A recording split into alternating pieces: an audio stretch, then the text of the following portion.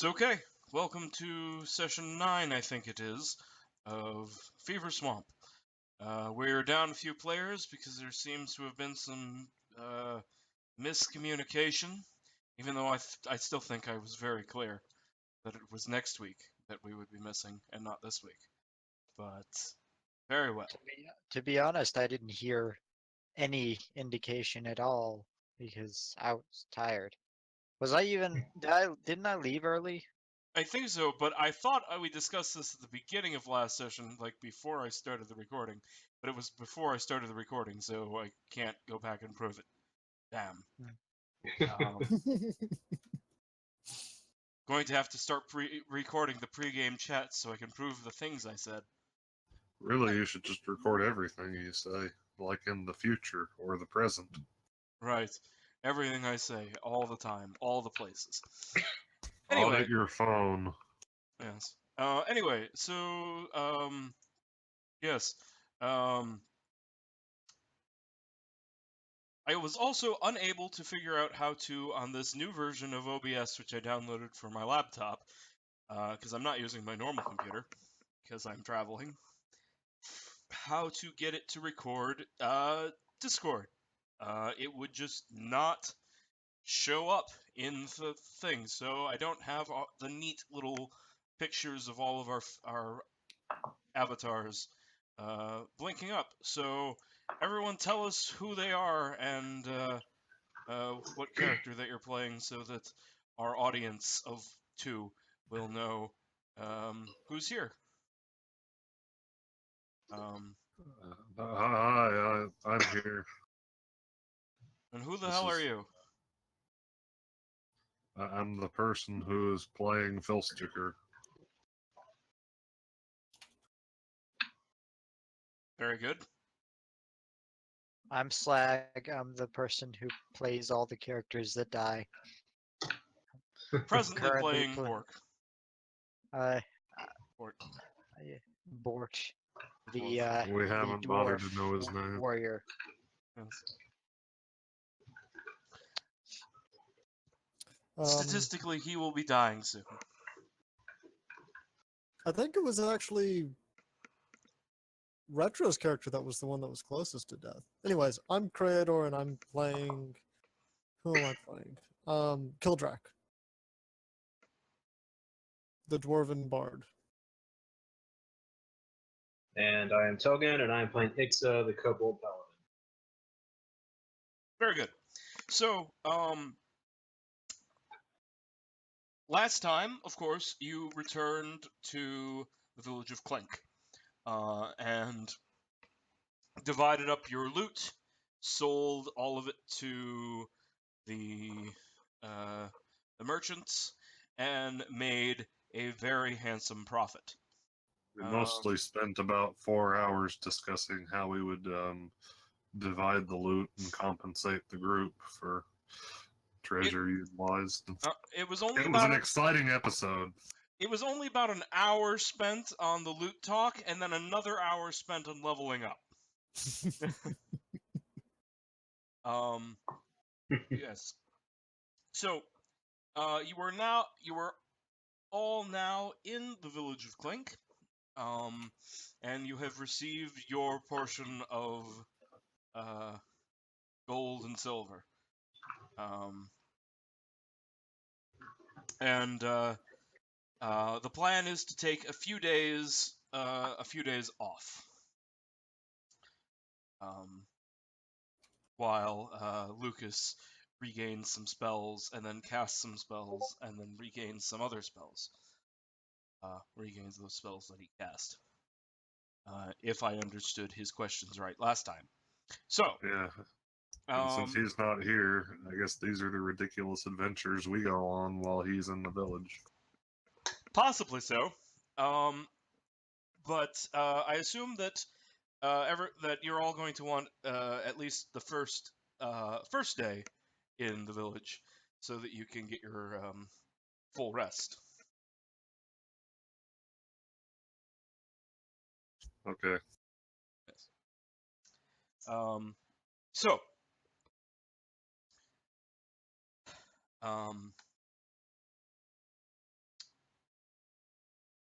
So it is the night. So you return. You've divided up all of your loot, and you rest for the night. You've all agreed to take at least this day off. Does anyone have anything that they desire to do during that time? I'll Just do some light reading. since I'm probably going to be using by popular demand, I assume that I'll be doing some like light practice about that. Right. At the end of the downtime, I'm gonna have Kildrak make a series of rolls. Okay. But yeah. So just hold off on that for a bit. But yeah. Okay. So Phil Sticker, you have the book. And what an interesting book it is. Yes. So you wake up. It's the morning time. You want to read your book today, as you have stated. You have a strong suspicion that Lucas will burn your book if he sees it. Yeah, I know. I'm going to read it somewhere that Lucas can't see, like in the bathroom. Okay. So you go into the outhouse. It smells of outhouse and swamp. What a unique new smell you have discovered.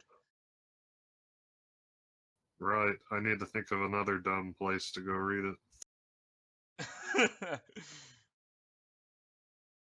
I don't want it to smell bad.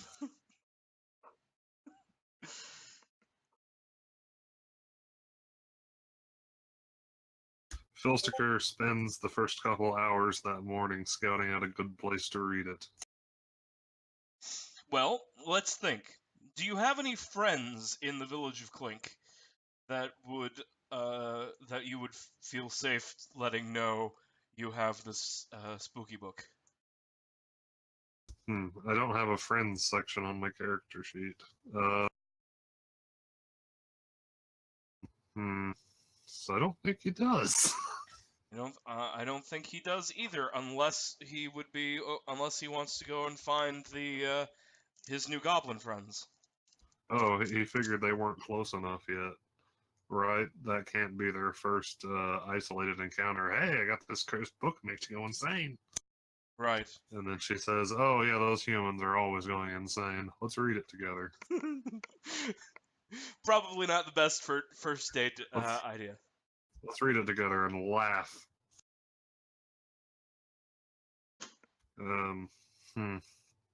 That is someone, and I think you want him to be encountering that person. But no, it's a bad idea. That makes sense. Filster looks under the docks. Also, what? I was mostly asking if you had friends so that you could say no that you don't have any friends. I should have been more depressed about that. Yes. He looks on the top of a tree. He looks in an old woman's attic. He looks under the docks. He judges all these places, and then he probably reads in the old woman's attic. Yes. Someone's attic, assuming that they didn't know you were there and you were quiet enough not to attract suspicion, would probably be the best way of doing it. For my amusement, roll stealth. I believe in myself. Apparently, the dice believe in you too. Ha ha ha! So yes, you go around like the back of the house that faces the swamp, and then you climb up the side of it, and go through like a shuttered window, silently opening it and getting inside, and closing it up, leaving yourself just enough light to read the blood-stained, I got dark burned vision. book It doesn't by. matter. Well, you'll want to see the colors. Oh yeah, I don't have that dark vision. Right. So, yeah. So, and you begin to read. And you begin to read. And I it's was oh, welcome, Connie. Hello. So Phil Sticker, you begin to read. You begin to read, and it is an engrossing book. It describes a place in the swamp that Lord Godfried had discovered, and something that was awoken there that created something that he only refers to repeatedly through the text as the corpse pile. And you know that he is terrified of this. And pages and pages of it are missing, and what is there is often rambly and deranged. But there's something haunting about it, and something that grabs you by the gut and makes you have to keep studying the manual. And I need you to make a wisdom saving throw, DC 14.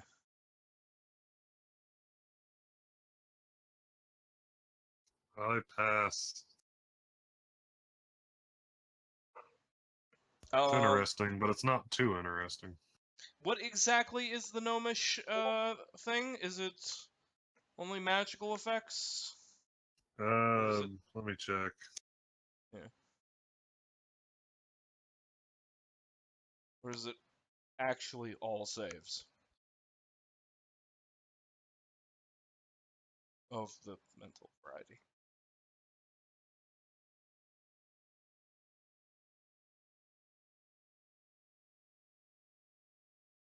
Damn it, my pages. Damn it, that's Tiefling.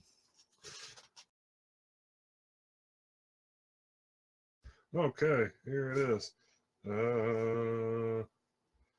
Advantage on all intelligence, wisdom, and charisma saving throws against magic. I don't know if this counts as magic. This is more of Cthulhian, Lovecraftian things man was not meant to know. Nah, it's just a big corpse pile.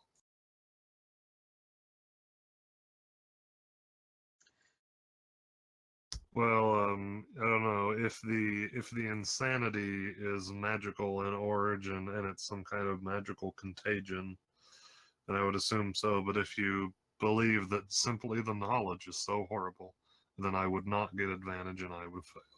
Hmm.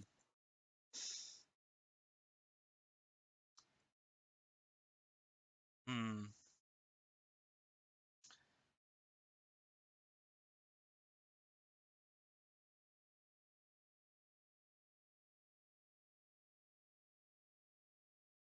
You should edit this part out so that it's just I fail or or I have it or I don't.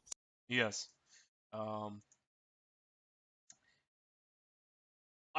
The intention was never for it to be a magical contagion. So All you right, fail. then I fail. Yes. So two things happen.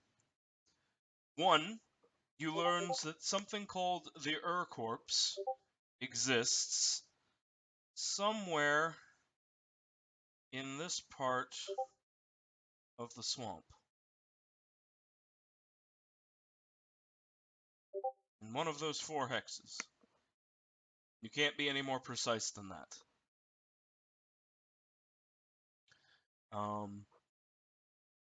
And secondly, Filsticker is changed by reading the madman's journal. He learns quite a bit about the swamp and the mind of one who has gone out there. But Filsticker himself is a little more unhinged. Your intelligence permanently goes up by 2. But your wisdom permanently goes down by 2. Cox. Now they're the same.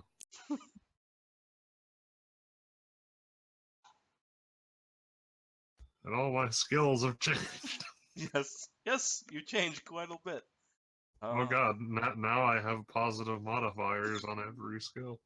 Oh, well. Insanity! Well, there you go. But yes, you've been filled with forbidden knowledge. Oh, baby. Ugh. I feel not myself after having read this book. Such terrible atrocities that exist in the swamp. Not even. Things, not atrocities. Yes. You're on your way to becoming another Aleph. They have a very high challenge rating. Well, not horrendously high if you just based it on the challenge rating, but there. Okay, well, what's the level adjustment? Oh, well, 5th edition doesn't have a level adjustment, but if it did, this would be pretty high. Yeah, see, there are no prestige classes in this edition, so this is my best option. Actually, I think there was a prestige class in one of the Unearthed Arcanas. Ooh. I think there was. There was, I think it was like a paladin or sorcerer thing. Yeah. Anyway, so yes, so we know that Kildrak is practicing during this time. Ixa, what are you doing during the day off? Are you doing anything interesting? Probably not as far as the game is concerned. I imagine Ixa's probably mostly just wandering around town as she does. You know, not doing anything terribly interesting, but if she sees anybody that needs help in a way she can provide, like, you know, sick or injured, she probably does do that. Well, that would preclude her from getting a long rest, but Well, that's Sacrifices must be made for the good of the people. No rests for you. yeah, she actually may not need a full rest. Let me check.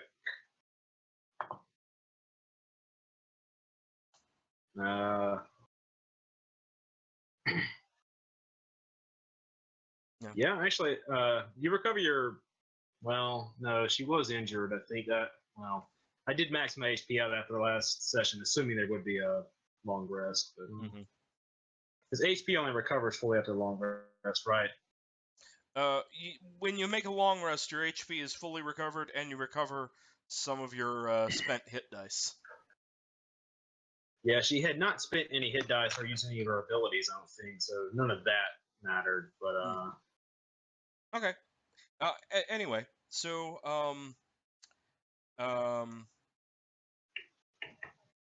Bort and Silas, during the first day off, were you guys doing anything interesting or noteworthy, or Not on the first day, no, I don't think.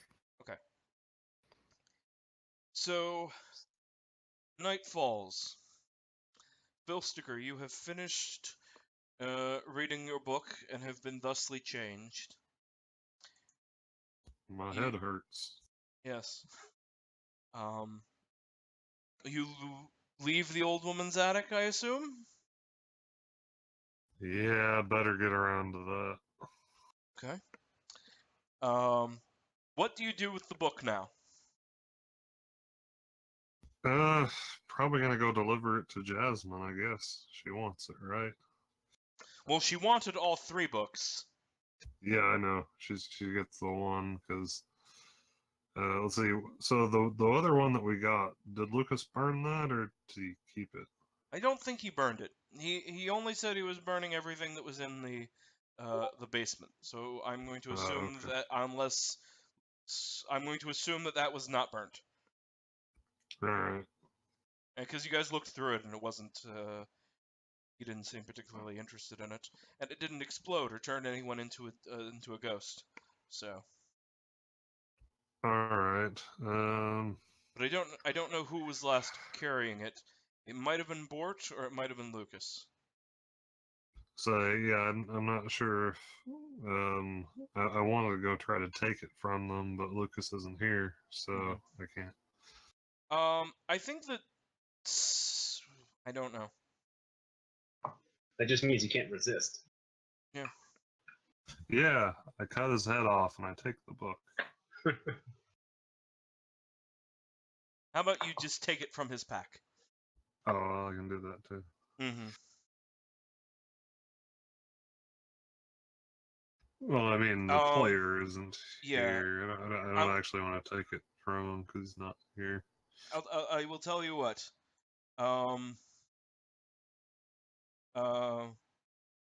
His passive perception is a 12. If you can beat that with a stealth roll, I will say that you can take it from him. If Okay. if you fail that, since we know Lucas does not want to help Jasmine because Lucas believes that Jasmine didn't tell you about the previous group that she sent, even though she totally did because you left that part out when you told the rest of the group. Oops. He will stop you from taking it, and since he's not here, you cannot continue to argue, and we'll have to wait until Alright. next time. Alright, so if he catches me, the session ends until next time. Gotcha. No, but the session ends. You give up for now because he is infinitely stubborn. But Yeah. you succeed. Ah!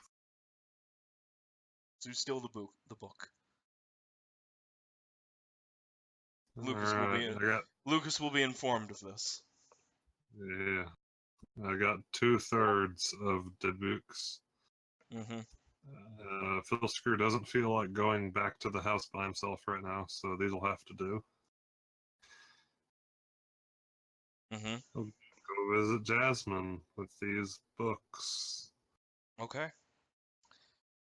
So you go to Jasmine's Although house. he quickly browses the other book again just to make sure there wasn't anything amazing in it.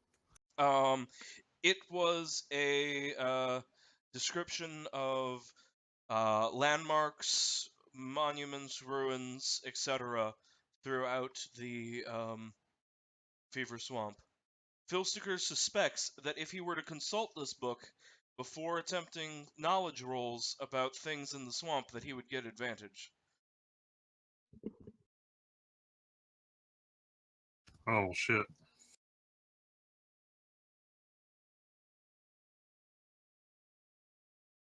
Too bad there's not a scribe and clink and I can go get a copy. Yeah, real shame about that. If only Lucas was here. Can't visit the clink library. They've only got like half of a book. Really, the Clink Library is just Jasmine's house. That's true. That's why so many people join the cult. You get a free library card with it. Oh my Should god, sign I'm gonna me go up. join that cult. Alright, so Filsker's gonna go to Jasmine's house and he's gonna join the cult. Okay. So you go to Jasmine's house. Door's closed, but there's like smoke from the chimney, so you know someone's probably home. Yep, he knocks on the the door. You hear floorboards creaking, and then the door. And then like she looks through the little slat in it, and she doesn't see you because you're a tiny goblin. Filsker says, "Is it true if I join that I get to read your books?" Oh, it's you. She closes the slat and then opens the door. What? Nothing. Don't worry about it. Here. Oh wait, I'm being inconsistent. I'm not doing a Filsker voice. Don't worry about it. Here.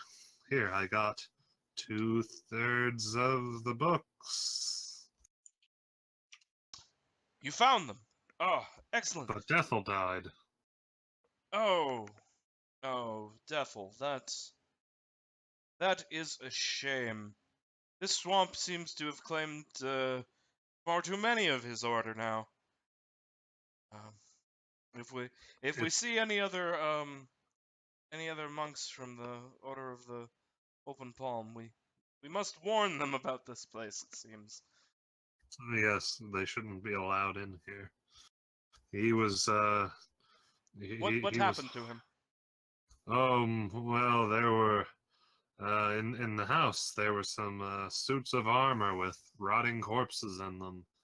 Maybe they were undead, and one bisected him with a sword, I think it was. As Filsticker browses his hazy memories. Your hazy memories are correct. Um, Yes. oh, that's dreadful. It's a shame. Yes. Um, Yes, but there are yes, many. books. Yes, let me see what you have found. And she looks at one. My gods, what has happened to this one? She holds up. Well, uh, it made my head brain hurt when I read it.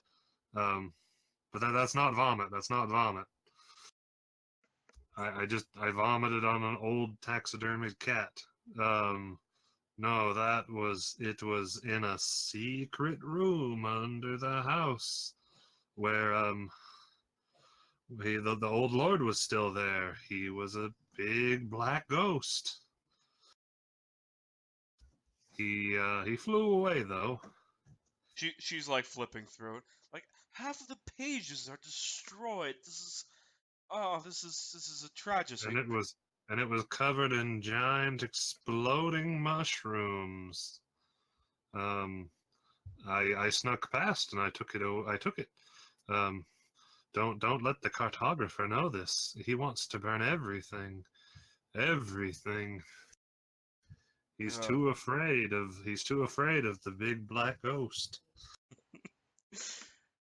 uh, I'm not surprised. You can smell the Nilfenberg Empire on him. You should be careful You can around him. hear it too. You should be careful. If he finds out that you took a book like this, well, if you're lucky, he'll throw you in one of the cages in the capital and let the crows pick at you. Filsticker now realizes that the scars all over her face and arms are from being picked at by crows while in one of the Nilfenberg cages that they put criminals in. Ooh. Oh my. Uh, well, Just pretend you don't have either one of those books, okay? well, I certainly won't tell anyone in the Empire. She puts them down. You said you read this already, though. What did you learn? Oh, what did I learn? Uh, Well, you see, well, let's see. You learned that there's something. Filsticker begins to. Oh, I was just gonna misexplain whatever you told me. Okay. Well, you see, death is a contagious process. The first corpse, the corpse who never lived, dwells somewhere in the swamp, where it's creating a great corpse pile. It's terrible. Corpse pile. This is the first I have heard of this. But the corpse, yes. I come across this in my own readings. I believe it may have something to do with the drowned god. Um, that's what I'm looking for. I'm What hoping. is it? The corpse the god left behind? What is it? I believe so. I believe it is the corpse of the drowned god. I believe it is here, in this swamp, not at the bottom of the ocean like others claim. And I intend to find it. And if possible, revive them. But that is that is not of your concern. I am sure you want your gold. Yes. You know, actually, it is kind of my concern when I think about it. Isn't the drowned god a god already? If you resurrect its corpse, won't there be two of it? Or will he just become more powerful? Well, if it's cast off the shell, but the shell remains, wouldn't you just create a pale imitation, bereft of divine spark? I don't think that's a good idea. I have my He reasons begins to believe chewing that his it is. fingernails. My intelligence went up recently. I'm thinking about these things. Yes. Well, I have my own reasons. If it does create a new god, then it will be a new god who owes me their existence, and that is equally as appealing. Oh no, gods are fickle, but okay, give me some gold. All right.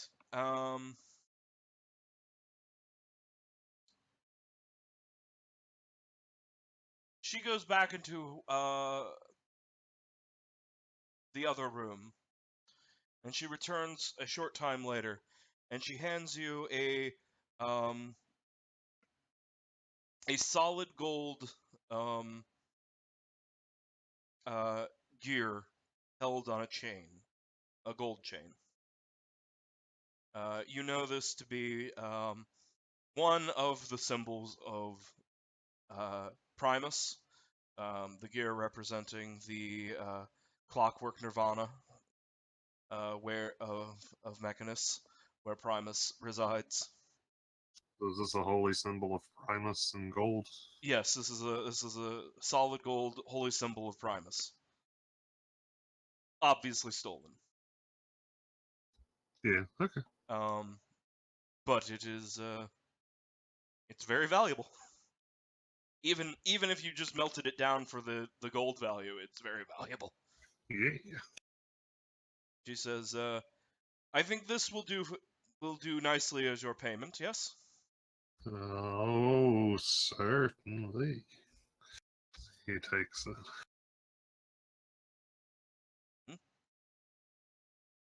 Congratulations, you have acquired a golden holy symbol. Oh, baby. Hmm. Then our business is done. After I peruse these books, I may have more work for you. If so, I will send Sloan to talk to you. Sloan, the shop owner? No, Sloan is not the shopkeeper. The shopkeeper is Dennis. Who's Sloan? Sloan is the guy who who tried to convince the party to kidnap a native so that he could torture them for information. Okay.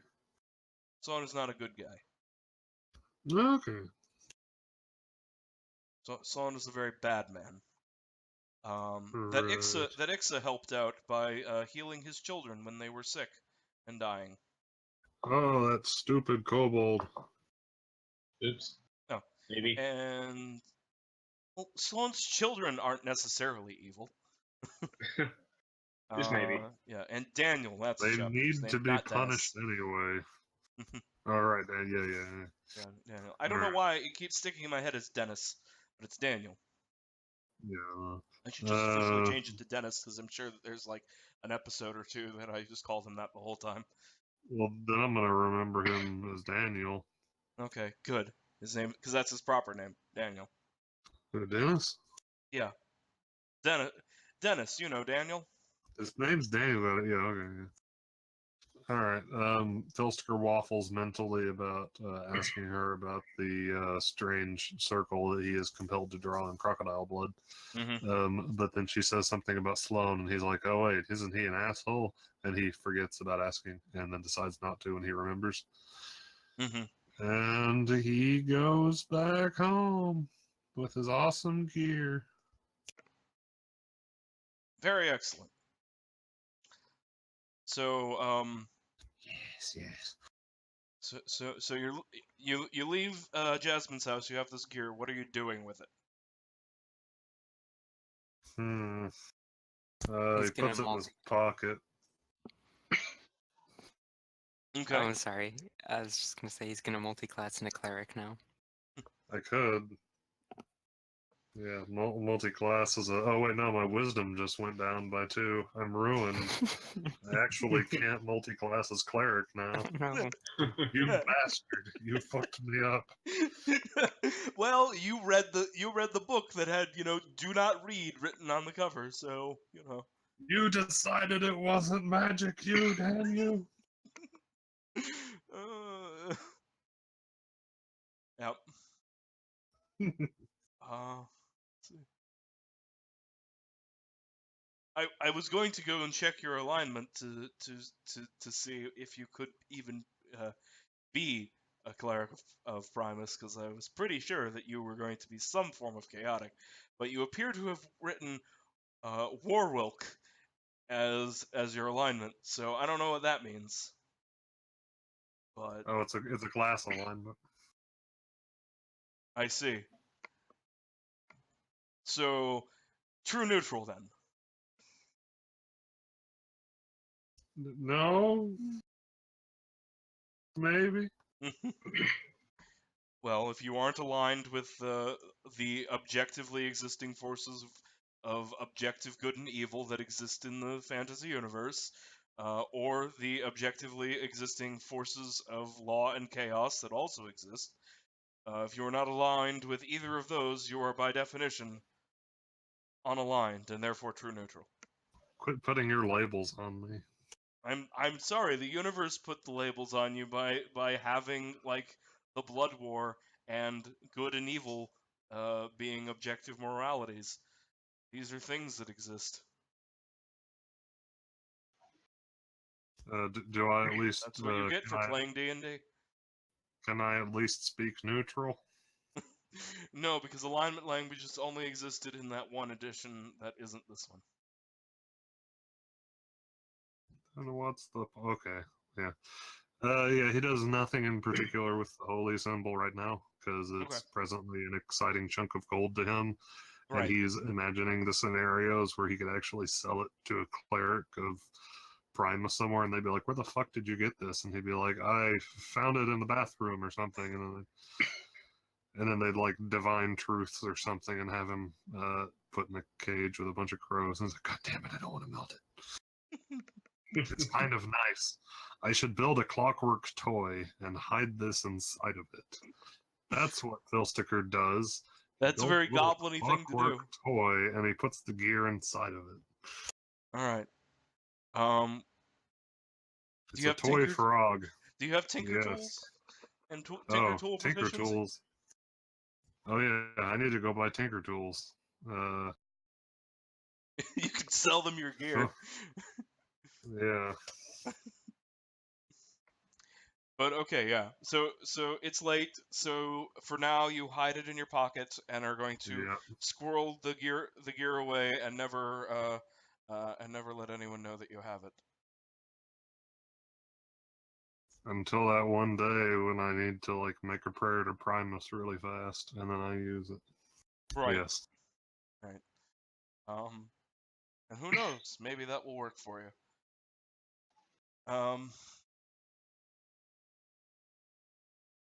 Yeah. So, yay for you. So you hide it away. And where is Phil Sticker sleeping tonight? Is he sleeping in the rented room with most of the rest of the party? Yeah. Okay.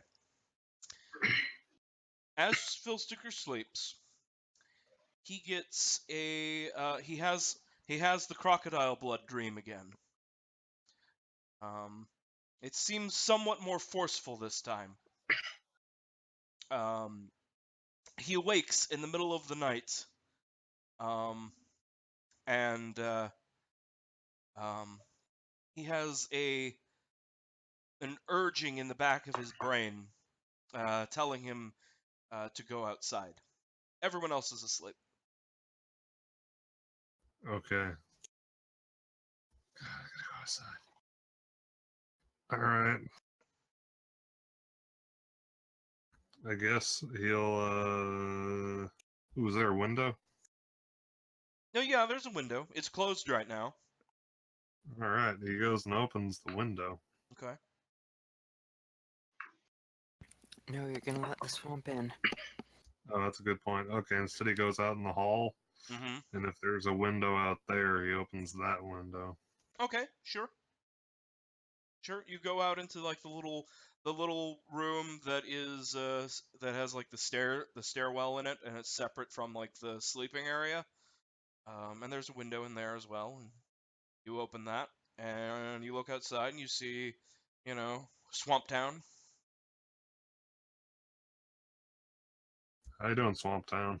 Yeah. All right. Is there like a bit of sloped ceiling out there he can climb onto? Yeah. He does that. Mm-hmm. Okay, you're outside now. All And you're right. on like a little slope ceiling. All right. He's gonna try to look all around, look toward the docks, whatever he can manage from up on the building. Mm-hmm. Yeah. The town looks deserted. It looks empty. It looks like it has any other night if he's had to go out to use the outhouse or anything like that. Um, it's not quiet. It's quite loud because of the croaking of the frogs. So many frogs, constant. They never cease.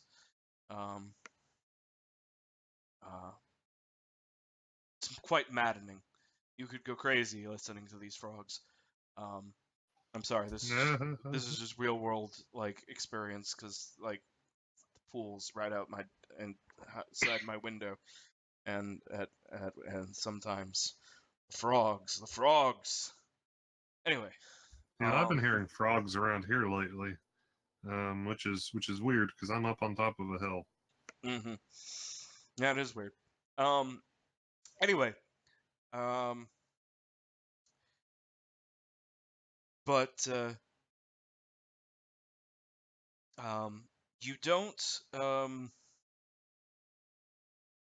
you don't see anything out of the unusual. You're not sure why you were compelled to come out here. And as you're looking around, you suddenly are overcome with uh, fatigue. You're very drowsy. What do you do? Oh God, I'm sleepy as shit.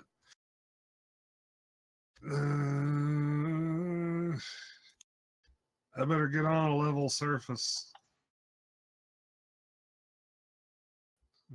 So I guess he climbs back in the window he came out of. Okay. That seems like the safest thing to do. Mm-hmm. Give me a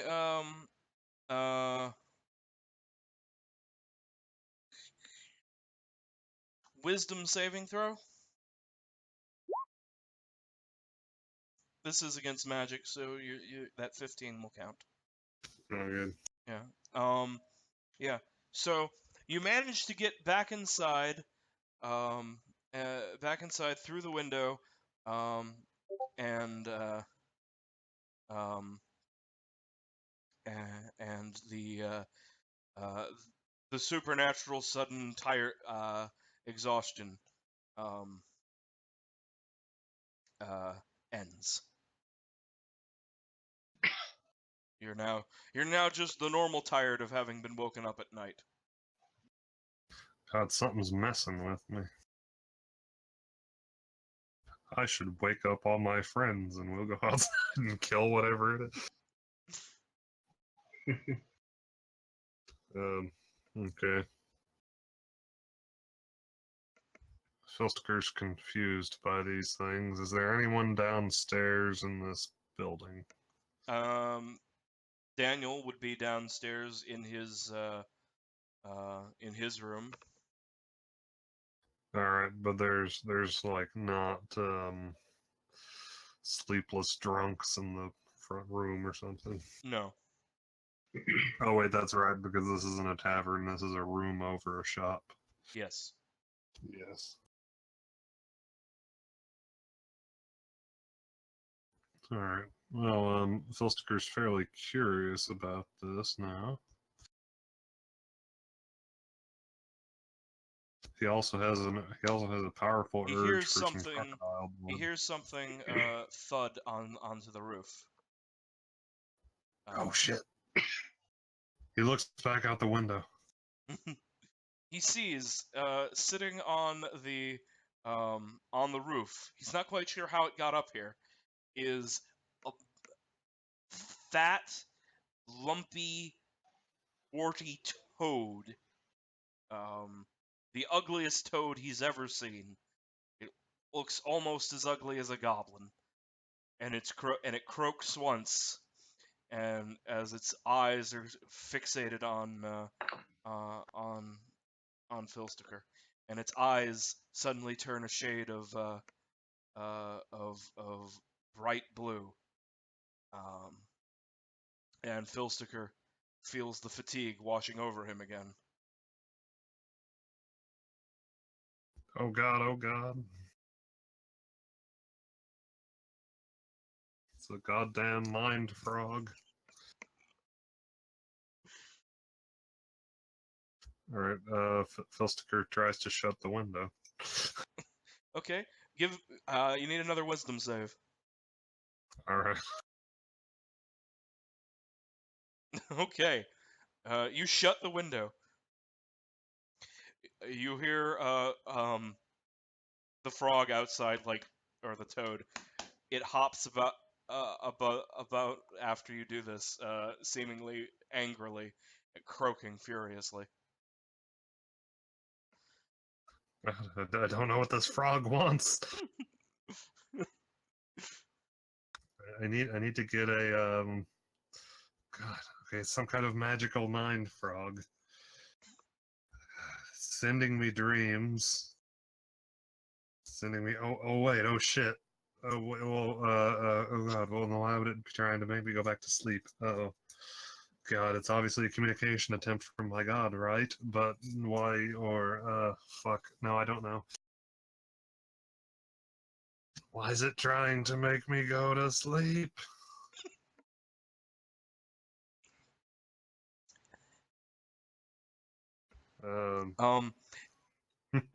As you are thinking about this, a shadow suddenly comes up on the shutters. It seems a bit too big to be the toad, and it has two and the shadow has two what are either long ears or horns, and then you hear a voice. It Oh says, fuck! It's a demon. yeah, it says in its demonic voice, "Hey, what are you doing? Get out here!" Oh shit! Nothing ever talks to him in the swamp. Grandfather sent me. Oh, yeah.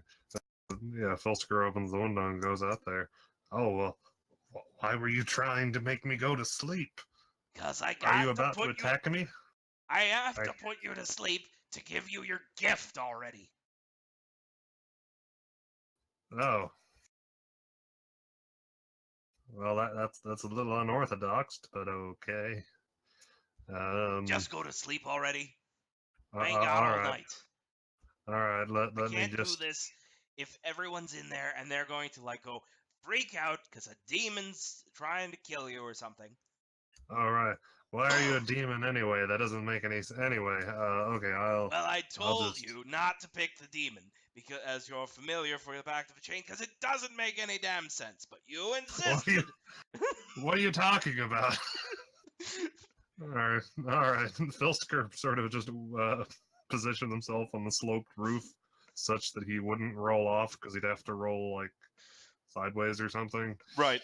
So yeah, I was like, okay, I'm ready. Okay, I'm ready to go to sleep. All right. Sleep. Don't cut my throat, please. It's okay. So you sleep, and you see the fever swamp from a godly position. Up from the heavens, downward, you see the swamp in its entirety. From above, oh no, this isn't Grandfather Rot. And from above, you fall down, and you see the swamp for a single instant from the perspective of Grandfather Rot. You walk it all as if in a dream, but in an instant. And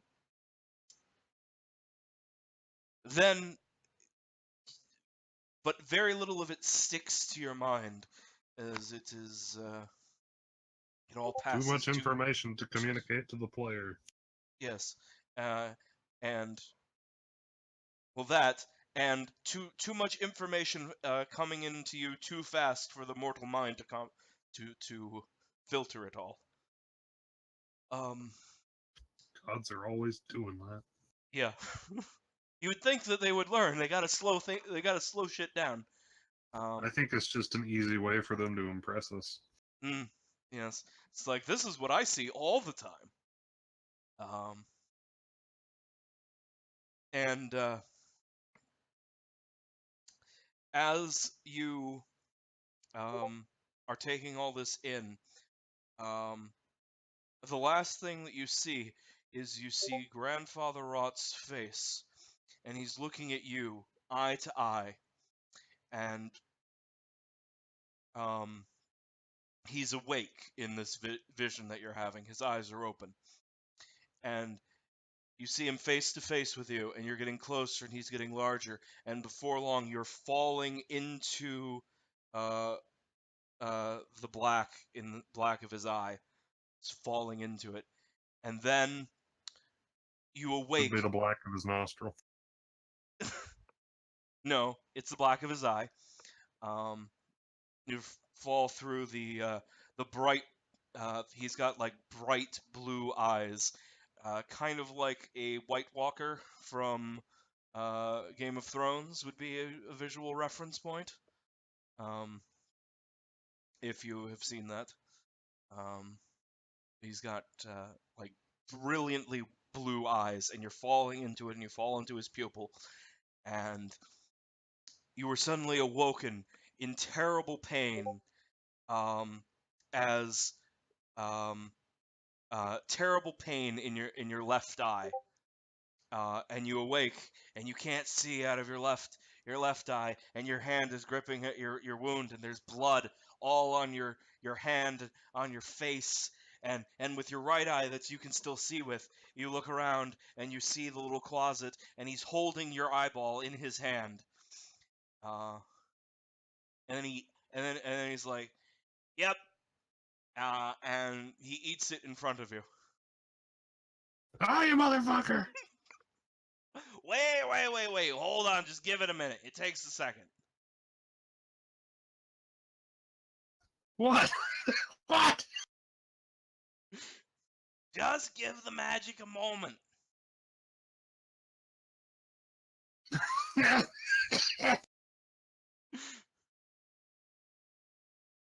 And so you're in horrendous pain from having your eye ripped out. And like a moment after he says this, suddenly you're in horrendous pain because it feels as if it feels like someone had just shoved a red hot poker into the bleeding stump of your brain. My brain stuff. in like the hole where your eye is. It feels like someone just jabbed a red hot fire poker into it. Fuck. And you fall over onto the it, rolling around in pain. My friends are gonna wake up. God damn it! Fuck. And and what happens is your destroyed eye regenerates in a very quick time frame, and it hurts a lot, but you can see again. Like, there, Oh. see, that wasn't that bad. It was really bad. Well, what's different though? You have one of the grandfather's eyes now. Go find a mirror. Man, fuck. Can prestidigitation? Yeah, he prestidigitates a mirror. I don't know if you can do that, but for the sake of moving things along, I will allow it. Your left eye is now looks completely different. It is now, you are now marked as one of Grandfather Rot's warlocks. You have his bright blue eye in your left socket. I always thought it would be purple, like the swamp. It matches, you know. You don't want too much of the same color, but complementary. If you say so. Yeah. So Gotta wear yeah. glasses now. So yeah. There's one more thing. So Grandfather wants me to work for you now. I would say Felstiger backs away from him when he says there's one more thing. Yeah. So now that I've done my job, Grandfather wants me to work for you. So I guess I work for you now. Oh, okay. I guess you did have all night then. I mean, I only had the magic for so long. I can't do that stuff all the time. Oh, okay. Spilkter. Nice to meet you. No, it's pronounced Felstiger. No, that's my name. Oh. They're very similar. Yes, it's almost like we were named by the same guy. All right. You should turn back into a frog. And Yeah, I know the wizard in there. He'd probably blast me as soon as he saw me. Oh yes, he'll want to burn you like all the books. I'd prefer he doesn't. Frog it is. He transforms into a toad. All right. I'm going to go back to sleep. Please. You hear in your head that that's probably a good idea. Yes. Take me with you. Felstiger puts the toad in his pocket, and He's kind of too big for then that. Okay. You put like his legs in, his like bulbous body's hanging out. Perfect. He does that, and then he sort of wanders around looking for like something alcoholic because he still hurts. Yeah. Well, I think when you wander back inside, Ixa, you probably heard screaming and have come to investigate. Probably everyone who's sleeping in the general store would be awake right now. Remind me, where was Spillsticker in all this? He was on the roof outside the general store. Okay. And we can get there just by climbing out the window? Is that what he did? Yeah. Although you're probably gonna like find him when he's coming back in the climbing back in through the window. Okay. Yeah, in that case, I imagine it's probably just standing there with her sword, wide-eyed, and asks, "What happened?" You probably very quickly notice that one of his eyes is now different. Which only increases the urgency of her question. Yes. Stigmata, don't worry about it. She cocks her head. Stigmata?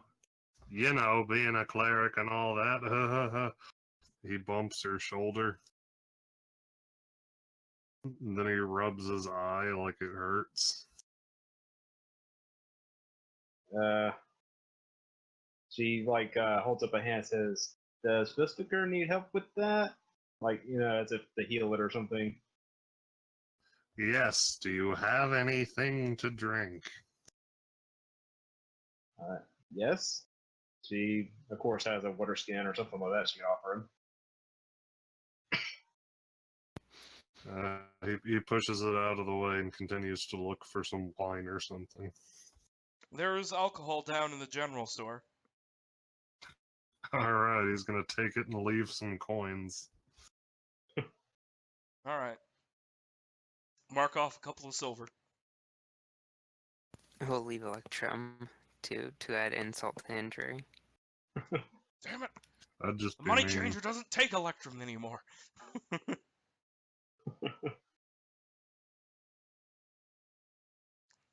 Yeah, and then Felstiker just drinks his alcohol and goes back to bed. Okay.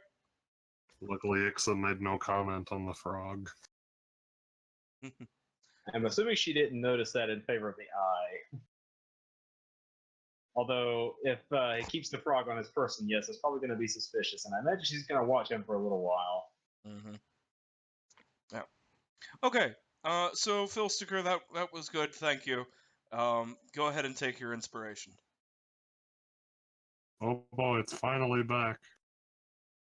It's been a while. Yeah, I know. I know. I'm sorry it was a while. It's okay. Yes. So, the rest of you, I'm gonna give you all like a week of downtime. Why don't you? You can. You have quite a few options available to you since you all have money. You can do some crafting work. I know that there was some talk about having a certain suit of armor refitted. You can do work. You can do crafting of things. You can attend religious services, give religious services, fight for money and profit, gamble, commit crimes, whatever it is that you desire to do. Do research, heal lasting injuries if anyone had them. What do people have on the mind? Right, well, Gump definitely needs that suit of armor refitted. Um, Who? Kildrak can try, or you Borch. can see if someone else is better capable.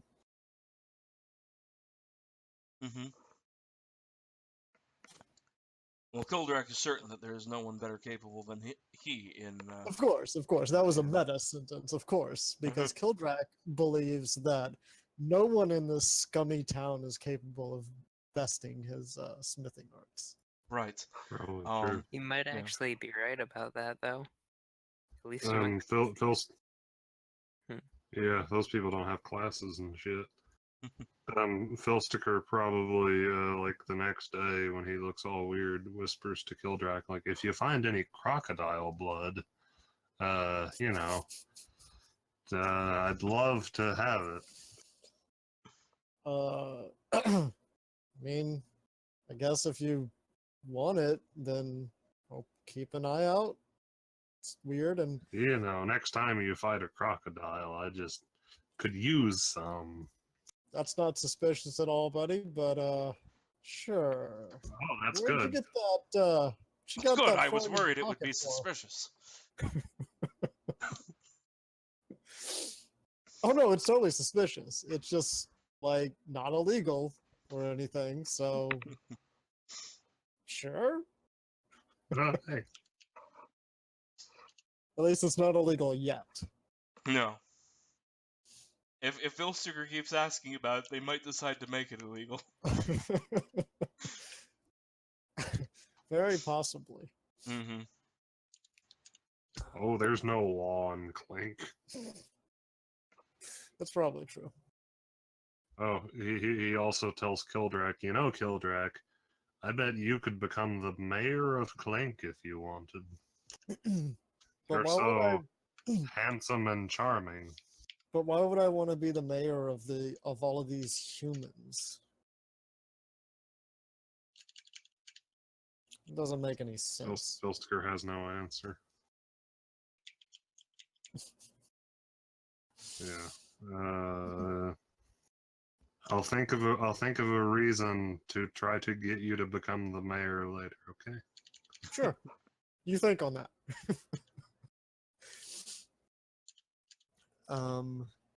Let's see. So,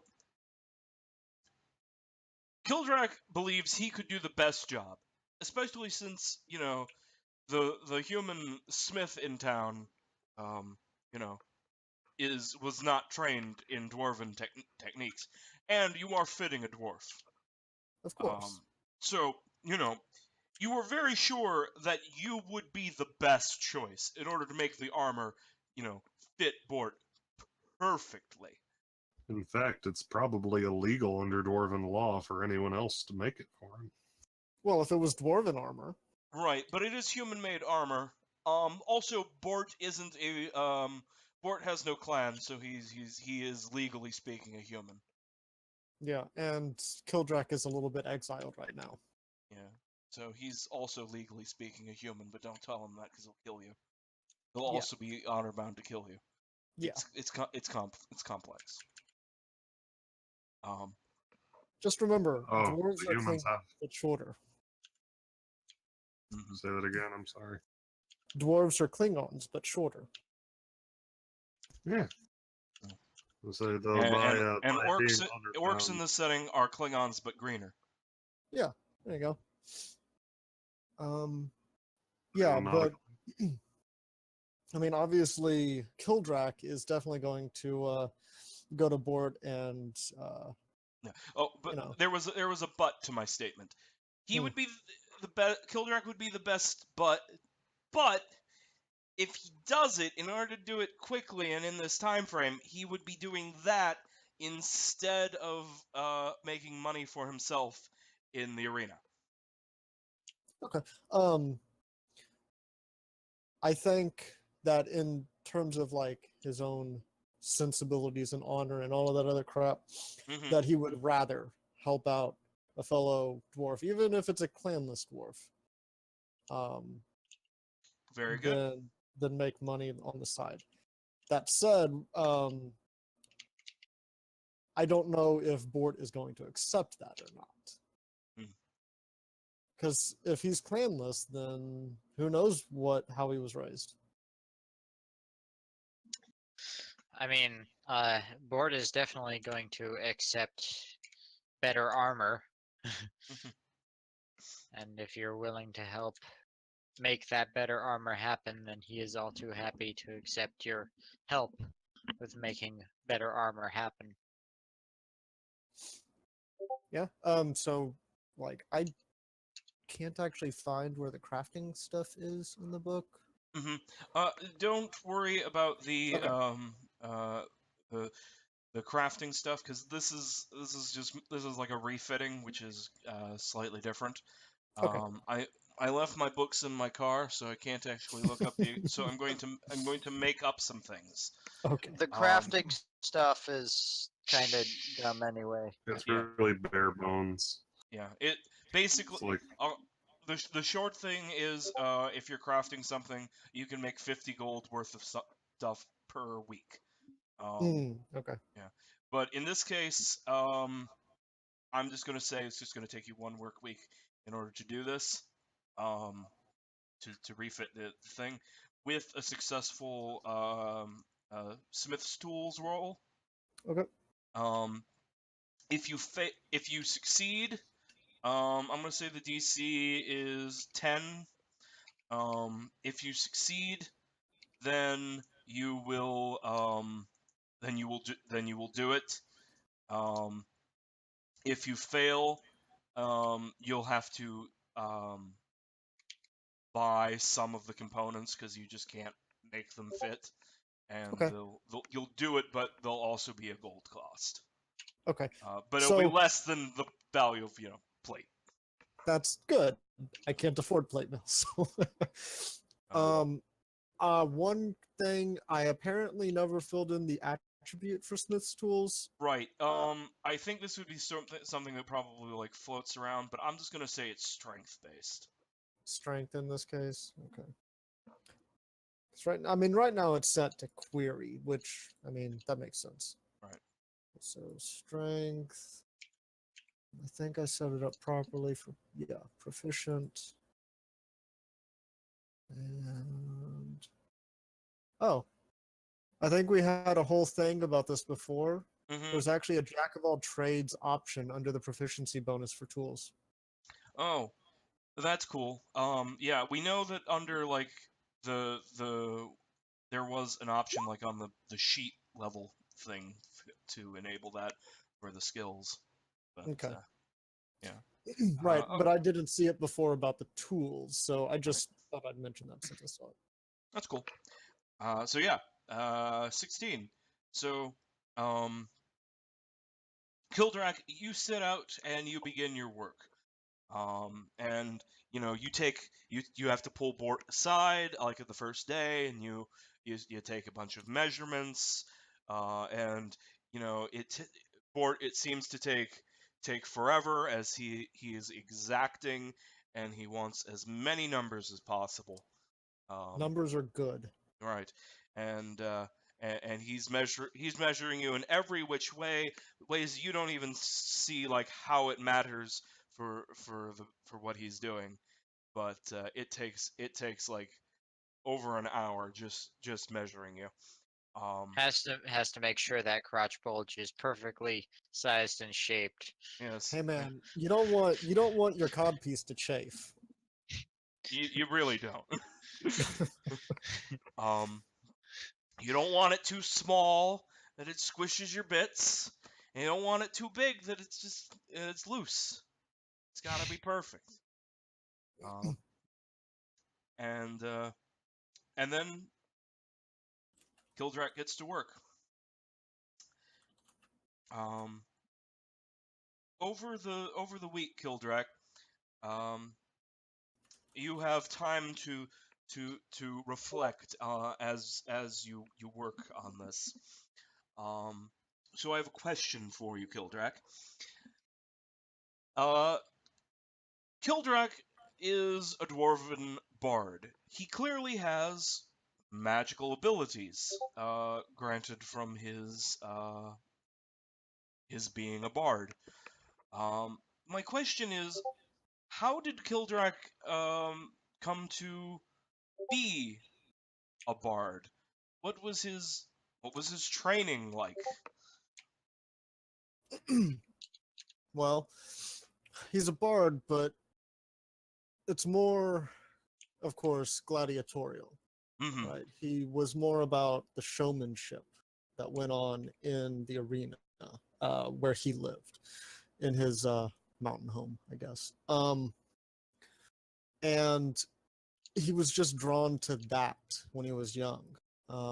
He did all the normal smithing and combat training that dwarves go through.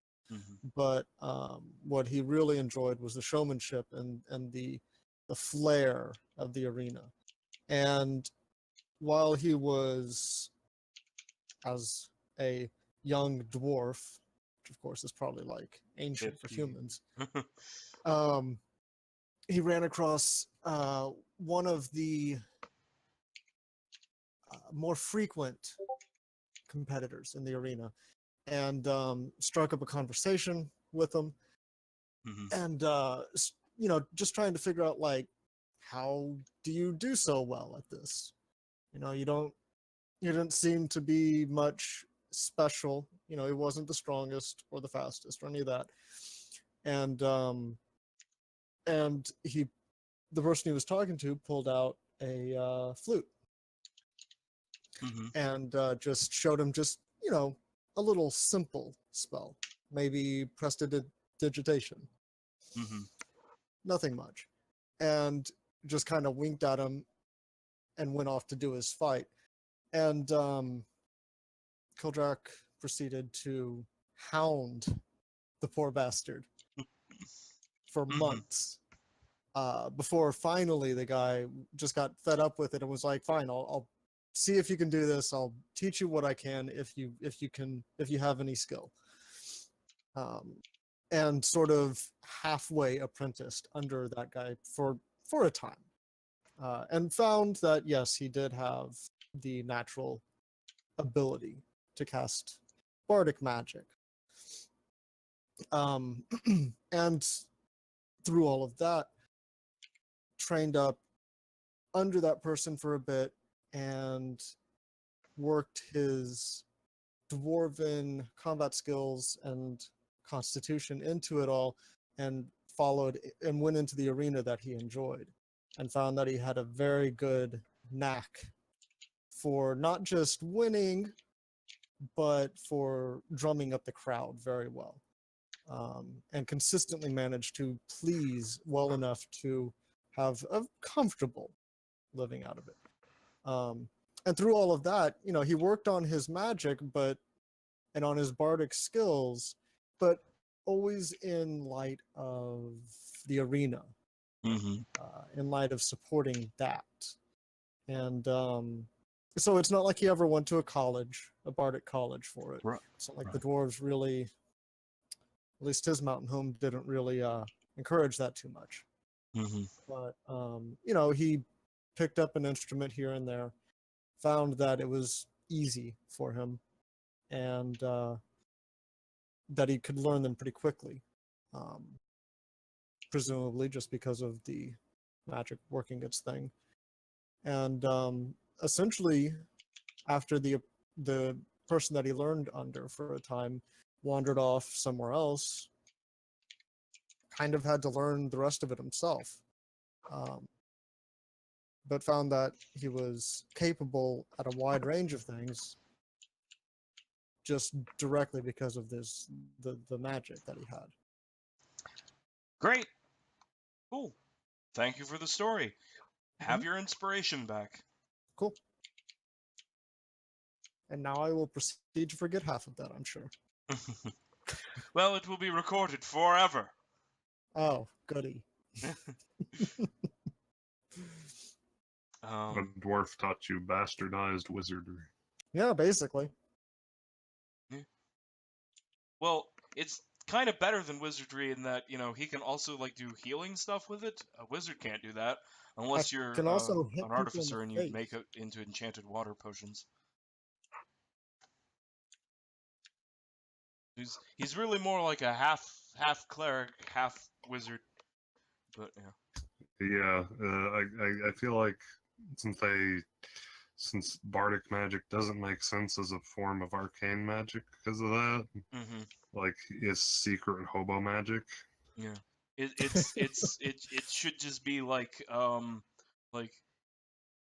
bard is just a special class of the a special variant cleric of the god of music or something.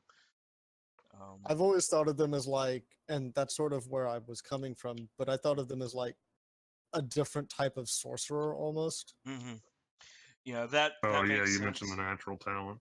Yeah, that makes sense because it not every musician is a bard after all. Right. I wonder if maybe bardic magic is kind of a secret. Mhm. I think, but like the books don't really go into a lot of depth, so I think there's a lot of room for Yeah, I'm refinement sure for that the world. yeah, it probably would vary from setting. That would be something that could very easily vary from setting to setting. Like the actual knowledge of like bards would be a lot more effective if nobody knew what a bard was. If nobody knew that actual bardic magic existed, and a lot of their spells don't have to be flashy. Well, Creedor's story kind of made it sound like he didn't know what the hell a bard was. Yeah. So I maybe they don't. Mm-hmm. honestly, I mean, like I said, the mountain home, at least the mountain home, never really, Yeah. at least in my mind, never really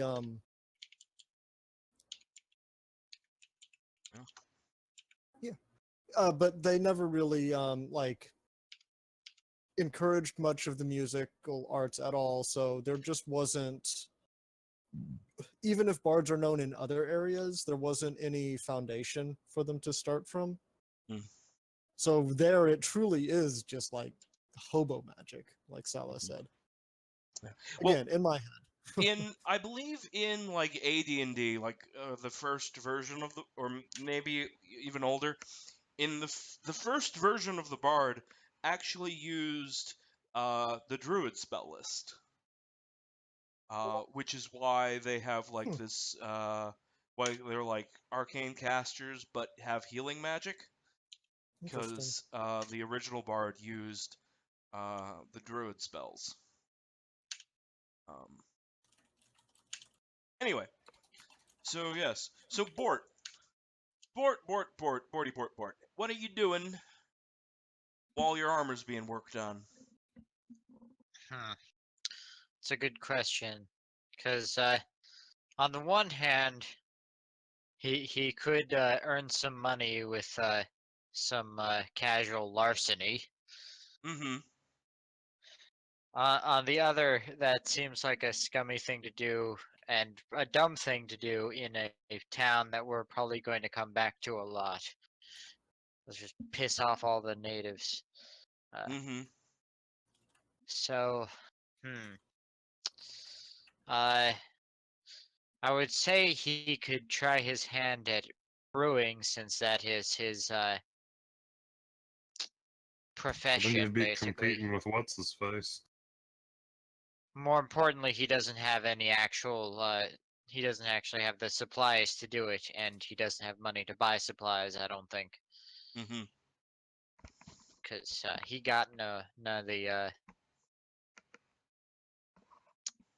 He didn't get any extra gold, and he spent all of his stuff on other things. Right.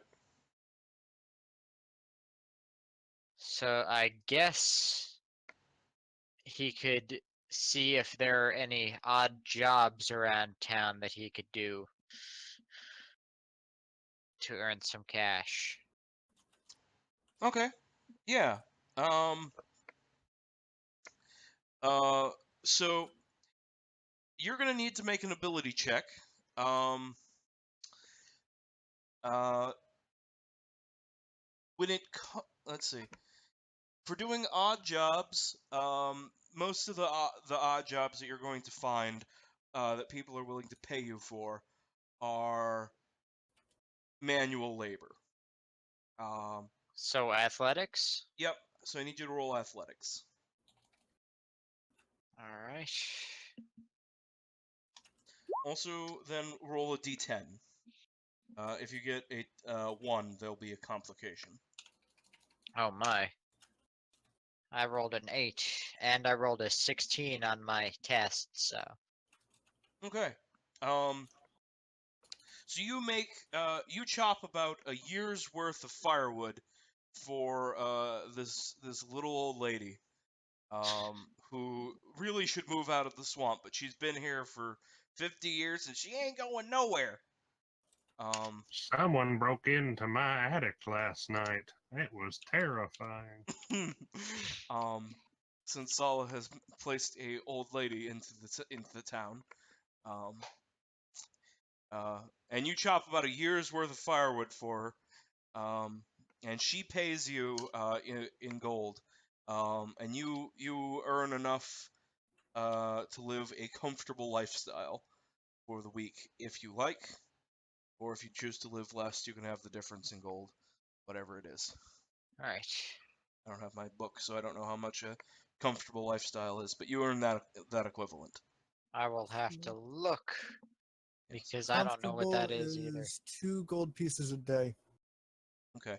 So yeah, so you earn 10 gold from this little old lady. So you can spend that He's for loaded. you can spend that for um, comfortable living if you like, or if you want to drop down to like modest. Yeah. Then there you go. And then you can have the difference. I believe modest is 1 gold a day, so you can live modestly and have 5 gold. Or I could live in poor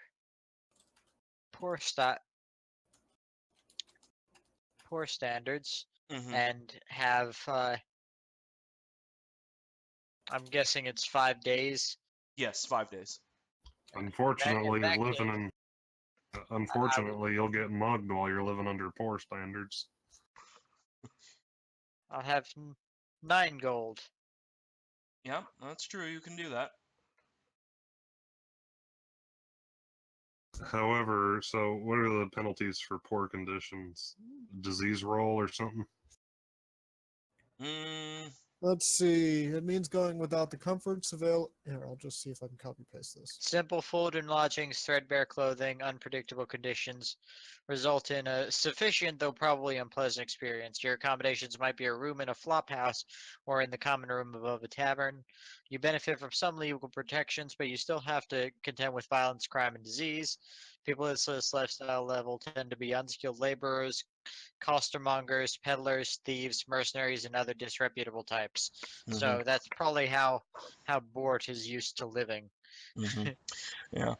I might like make a miasma roll for you, for everyone who lives a poor lifestyle. Oh, I will accept that. Yeah. Um. Yeah. So I'll just see if anyone else is. Oh, so yes.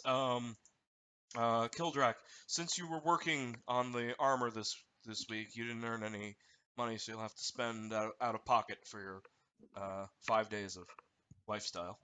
Yeah, sure. Let's see what do I Um, want to be out and of? yeah, so for anyone who takes a poor lifestyle, I will make 1 check for miasma, see if you get sick or have the chance of getting sick. Which I am now immune to. Yes, Ixa, you can just go and like sleep in the swamp if you want. Not quite that far, but yeah. I'll just take 4 for her. Which was how much I per think day? 2 2 silver. silver. Okay. So is this going to be 5 days that we're here? Work week, Yes, or are we yes. here 5 days, 1 work week. Okay. Yeah, I'll go on ahead and do poor as well. Okay. So Ixa, Ixa, how are you spending your week? Pretty much the same as I told you before. She's not really doing anything that interesting, just kind of wandering around town and I guess effectively doing odd jobs, but not really asking money to like help people. Mm-hmm. All right. Roll just charisma. Okay.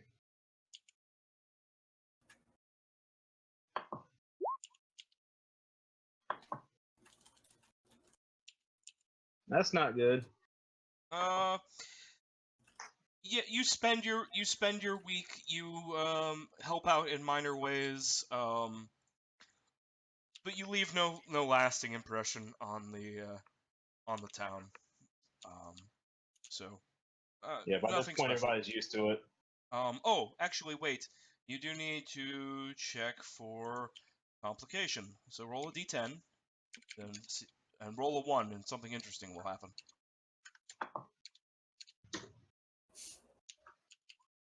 Not this time. All right. Yep. So your week really was uninteresting. I'm very sorry. That's fine. Silas. How are you spending your Yeah. week? I think researching would be good. Okay. Interesting. What are you intending to research? Well, see, I kind of wanted to have him try to find information on the swamp in general, because, like, the UA supplement, if we are going with that, like the Oh, yeah. downtime rules for that. Oh, yes, I see. I'm reading them now. Yeah, Oh for boy, I researching. lost connection for a bit there, but I'm back. Welcome back. It Yeah. talks about like the idea of treating like pieces of knowledge as like an abstract thing you can spend, Mm-hmm. like as an optional thing to know about a certain thing, or like you could just tell me something interesting. I think Right. like Yeah, a so broad enough topic like that is okay, but I'm not sure. I yeah, guess it's that up to you.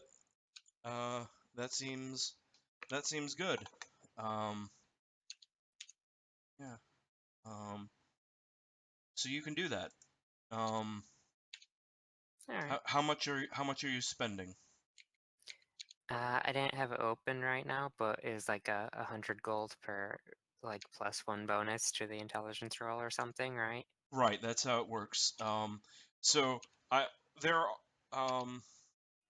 it says you have to spend at least 100 gold, but yeah. I think really if you you could no, I guess the 100 gold would have to be spent on bribes and getting in Jasmine's good favor so that she'll let you use her library. Mm. Yeah.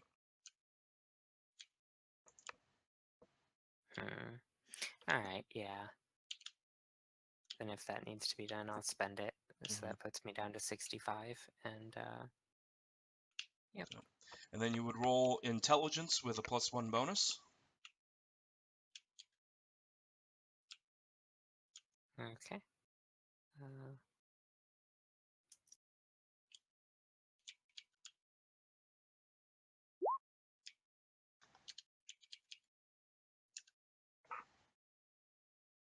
12. Okay, so you gain 2 pieces of useful lore. cool. And I don't have anything in mind, so I'm going to let those stand abstractly for now.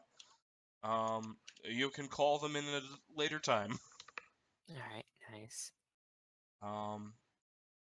Specifically what it says is, alternatively, a player can track how many non-specific pieces of lore have been accumulated by their character.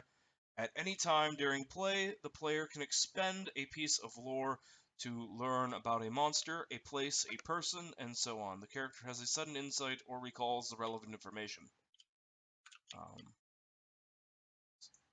And you have 2 right now.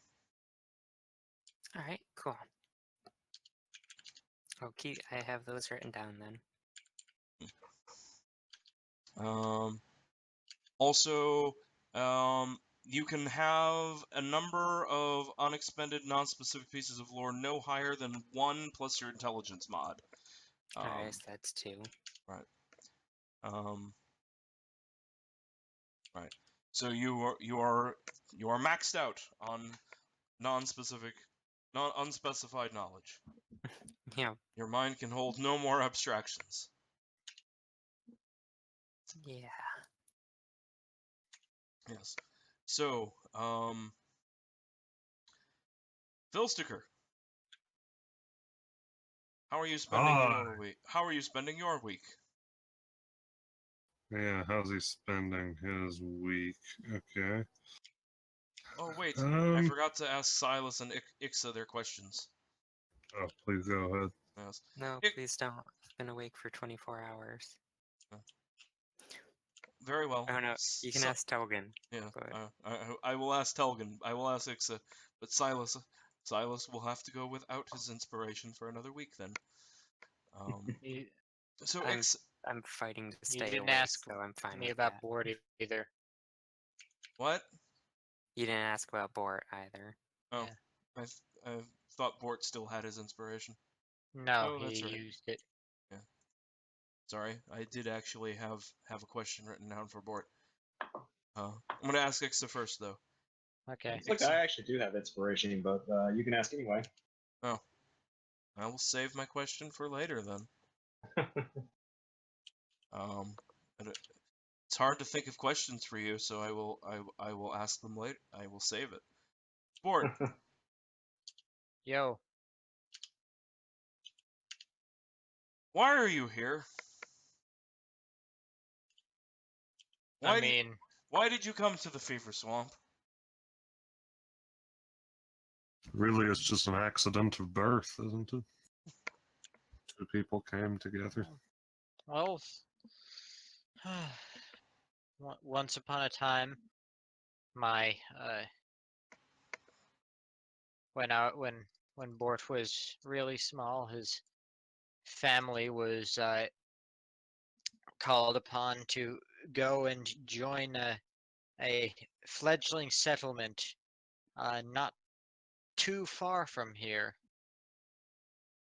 And unfortunately, along the way, they were waylaid, and uh, the wagon was destroyed, the food was taken, and they were scattered. And now there are none left but one. Bort still has the map to this place, but when he went there, it was long since destroyed. The place was called Kogano-san. I'm glad that you didn't say boat murdered, because for one moment I thought you might say boat murdered. We were. I don't know why I was suddenly dreading that, but If only. yes. I So, can't imagine. where do you think I- I got the name Kogano-san? I have no idea. But I was just like, where are the elephants going to fit in? Were they attacked? Were they struck down by blood crazy elephants? I was expecting elephants. I'm sorry. They See, were, in what fact. And the Kogano-san is actually the dwarven name for boat murdered. Oh no! It was boat murdered all It along. was boat murdered all along.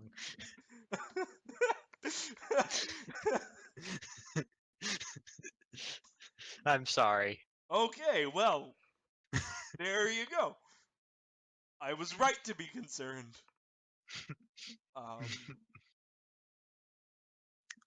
Very good. But Don't But worry, it- I'll go through Dwarf Fortress later and make up a name from them for mine.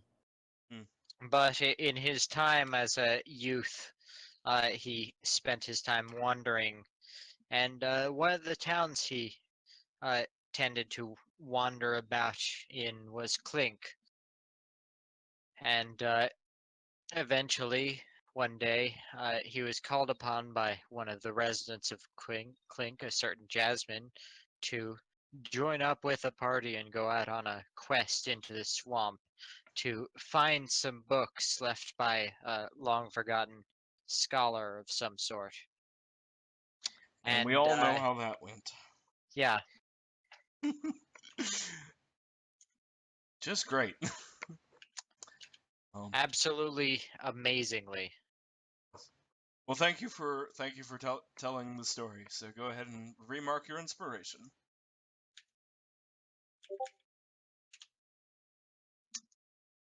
Thank you. Okay. So yes, back to Philsticker. How are you spending your week? All right. Well, first off, I guess the next day he goes and starts bothering Daniel about if he's got like any Tinker's tools Mm-hmm. or various individual tools that Philsticker can assemble together into the suitable tools that he needs. He has various individual tools that will sell you piecemeal in order to assemble into a Tinker's tool set. It costs exactly what a Tinker's tool set costs, whatever that is. Oh, perfect.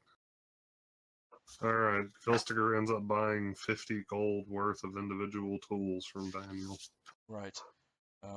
Because for like logic's sake, he doesn't have a, assembled set of Goblin Tinker's tools, but he has enough individual pieces of things that you can piece together and call it that. Certainly. All right, and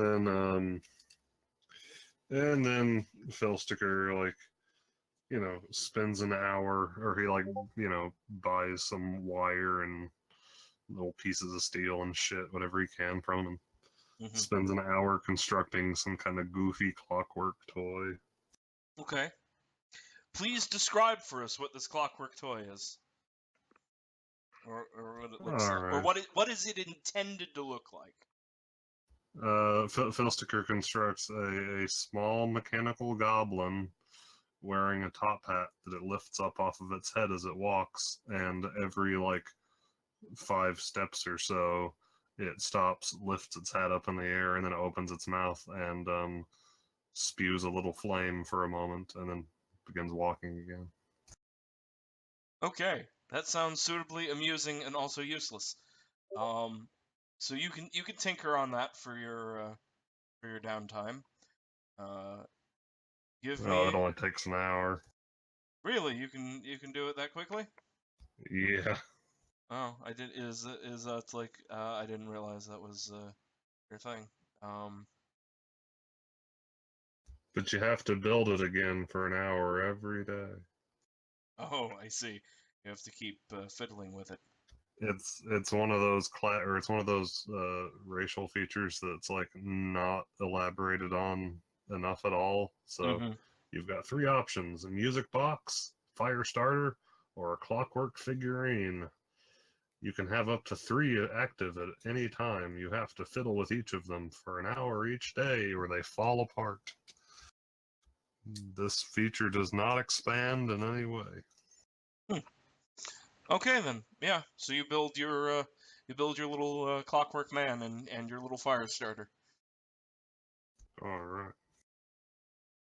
Yeah, and somehow he's installed the gear in there. Now no one can see it.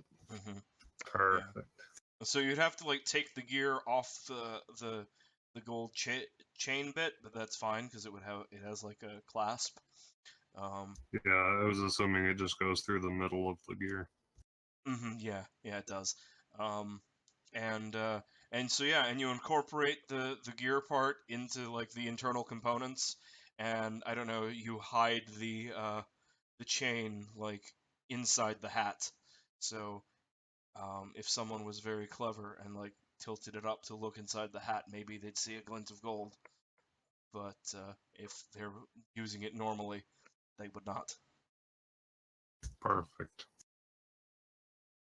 He's also obviously going to look up what's her face. What's whose face? Yeah, I don't remember. Eliwick. You mean the female goblin? Yes, Eliwick. Ha ha ha! I was testing you. I just wasn't sure who you were talking about.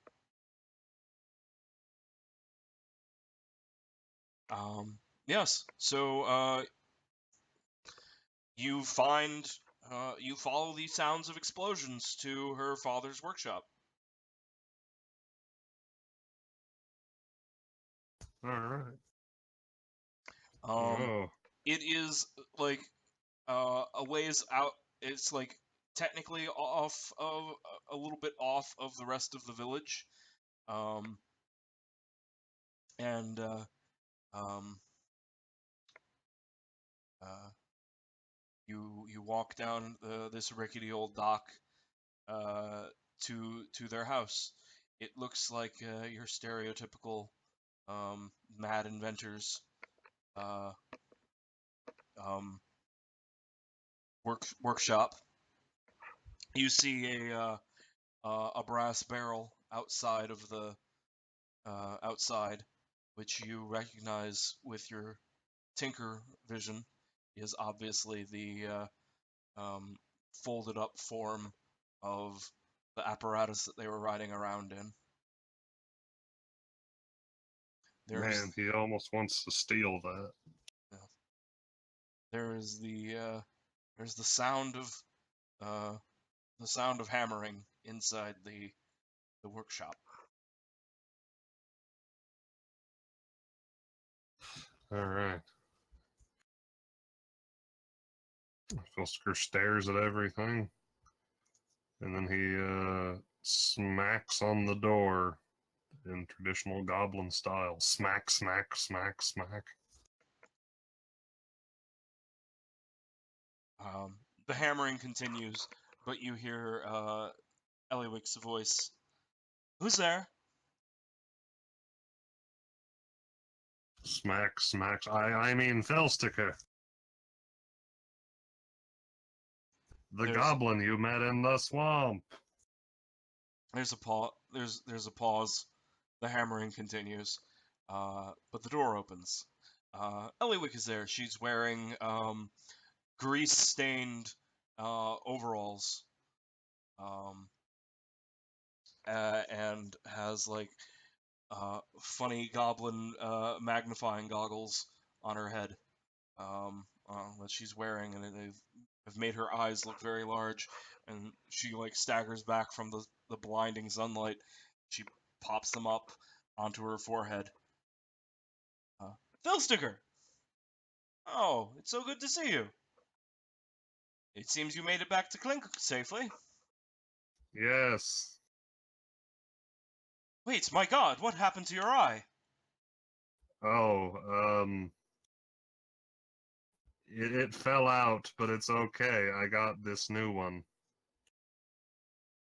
Is it glass? It doesn't match. No, it's magic. I'm lying. It's magic.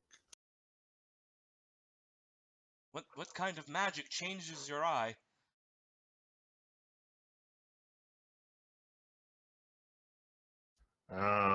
Swamp magic. You wouldn't understand. I'm very mysterious and swamp related. Well, I suppose so. Why don't you come in? Are you hungry? Thirsty? I can get you some goblin tea. As long as it's made of real goblin. She laughs and boils some leaves in water. And a piece of her ear. No. They don't make it like they do back at home.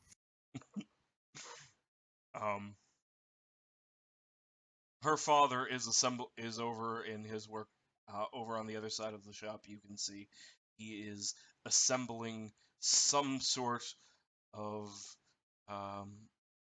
contraption. Filsticker makes inquiry. What are you doing? Oh wait, he doesn't sound that accusatory. Yeah. What are you doing?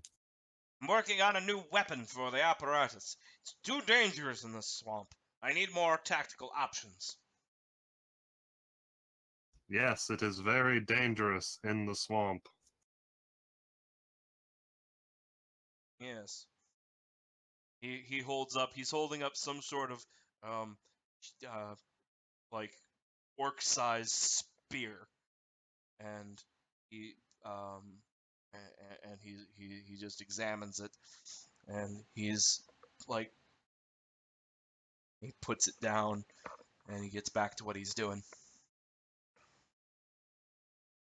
Oh my, skewer them all.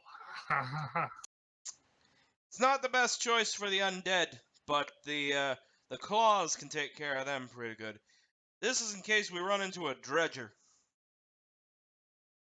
Let's see, do I remember what a dredger is? You've never encountered one, Alright. but Then, you might know. You know things about the swamps. that's true. Roll nature. No, I don't know the dredger. No, you don't know dredgers. You needed a 10. Yeah. Let's see. Yeah, so he whatever, I'm sure I'll be killed by a dredger later. I don't know. Very probable. He says, let's see. What does he say? I would be more worried about the undead if I were you. I've heard mention of a corpse pile. Mm. And he makes Corpse that pile. exact sound. Mm. Corpse pile. I don't know anything about that.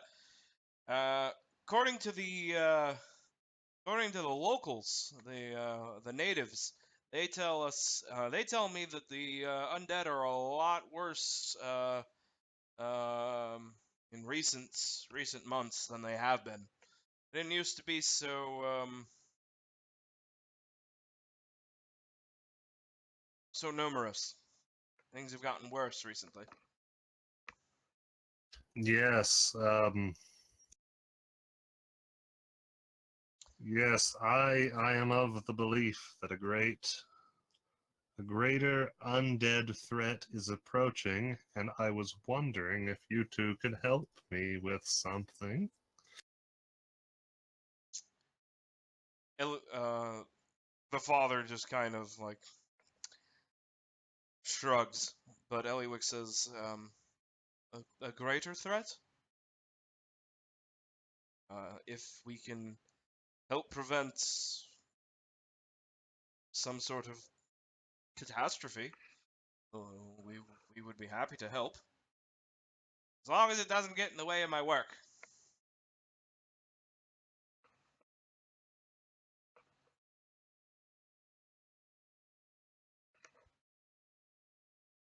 Did we lose Sala?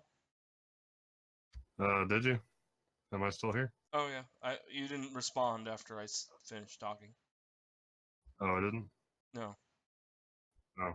I thought I must have held down this key right next to the other key. I said, well, you don't have any crocodile blood, do you?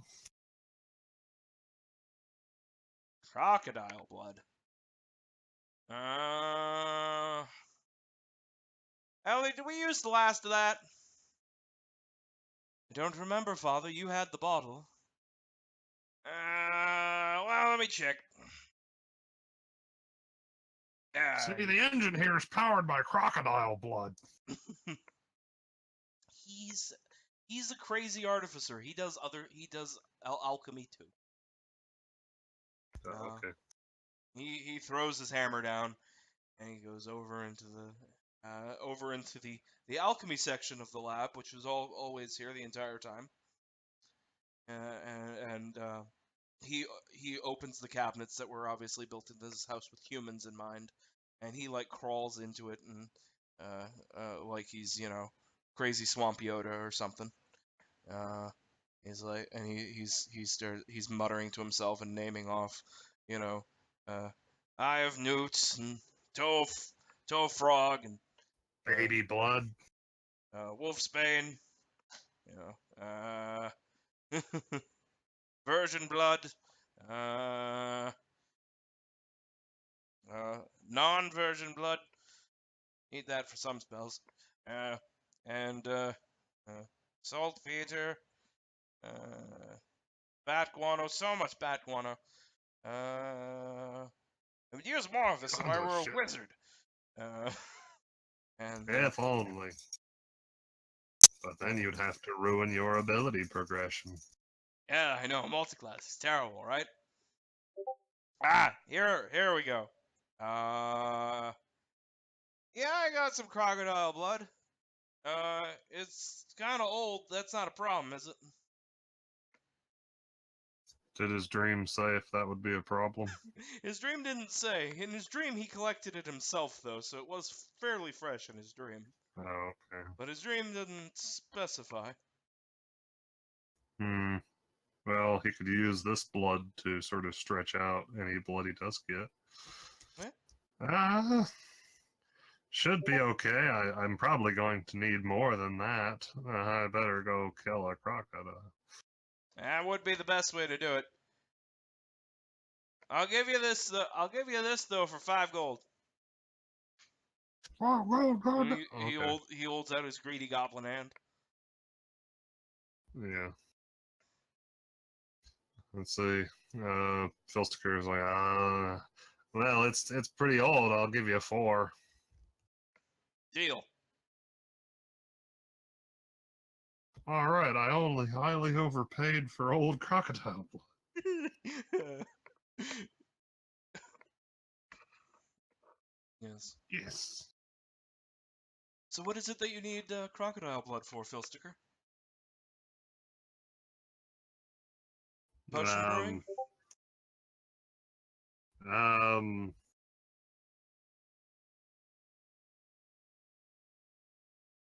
He sits there awkward and silent for a moment, trying to think of a lie. Well, we used the last of it in making some potions of water breathing. Um, it's very useful for that. Is it? That sounds. I don't think I would want to breathe this swamp water. Yes, well,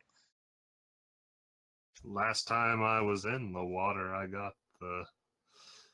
I don't know a name for that disease.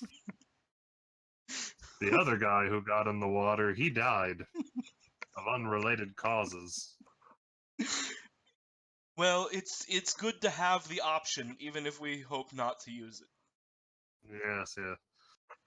Well, I'm looking for the crocodile blood for a ritual component. Which is why I'm not sure if it needs to be fresh. Uh, maybe it does. You know. Hmm. I think I understand. Yes. Swamp-related ritual, I assume. Oh yes, swamp rituals. Yes, yes. Mm. Good old I'm swamp magic. I'm very curious to learn more about your swamp magic. Oh well. Let's see. He says, "Oh, I would love to share. Do you have any spare eyes? No, I know you probably do.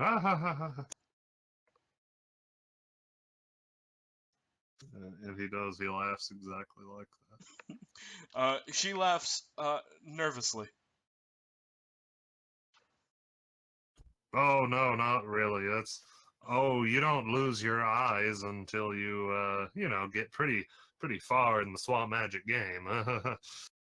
Like old Phil Sticker. Yeah, I'd love to So, share some swamp mhm. magic. He crap, I don't know what he would press to digitate right now. Swamp flowers. Yeah, he summoned some swamp flowers. They're all green and slimy. Kapoof. Any minute, yeah. Oh, swamp. That's what he says about it. Oh, swamp. She claps at your magical display. Oh, Uh-huh. that's very impressive. Are those Doesn't are those cost any real slots. are those real flowers?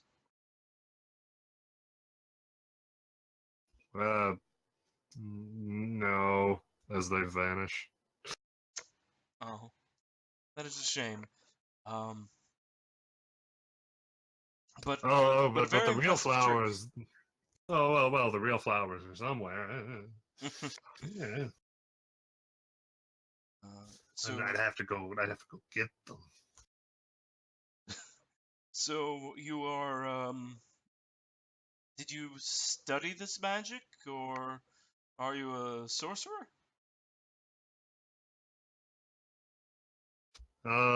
Yes, I studied swamp magic. In my expedition to into the swamp, where I lived among the scumboggles. It was a very educational. When you say scumboggles, the um the father scoffs. He doesn't Yes, like I know they are nowhere near as good green people as we are. He nods. Good. Filstiger wipes his forehead, having successfully continued to pass for a goblin, even though he's actually a human hiding in a goblin's body from a different universe who can't actually see what's going on, only get it described to him. All right. Yes, it was a truly terrifying process, but what the things that we must do to pursue our art, right? He looks at the father's hands to see if he has all of his fingers. He's probably missing a finger. Yeah. I mean, given the stuff he's dabbling in, he might have more. Not yet. You That's more advanced. He's Yeah. he does do some alchemy on the side, but he's mostly a machinery guy. That doesn't change anything. In fact, that makes it more likely that he has more. They're just not, his fingers per se. Right. Yeah, he could have mechanical fingers all up and down his arms. Well, he hasn't designed those yet, but maybe next time you visit. They all wave gently, slowly moving food toward his mouth.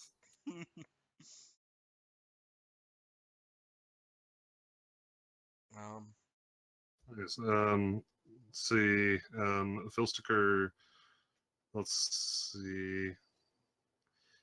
Probably keeps talking to the daughter for a while about like the basic concepts of whatever the weird magic is that he's learned from a giant swamp fairy. Yes. Does he say that his magic comes from grandfather rot, or does he keep trying to like pretend to be a wizard? Yeah, he probably keeps trying to pretend to be a wizard. He's got a familiar after all. Mm-hmm. And no Yeah, spell book. Yeah. You don't need it when you're skilled enough. Right. It's all just a crutch. Mm-hmm. Well, Eliwick happily talks to Filstiker for some time. Yeah. Ha, the fool! Soon shall carry my children. So, yeah. So the week passes. Kildrak, your armor for Bort is finished. It looks like it was made for a dwarf in the first place.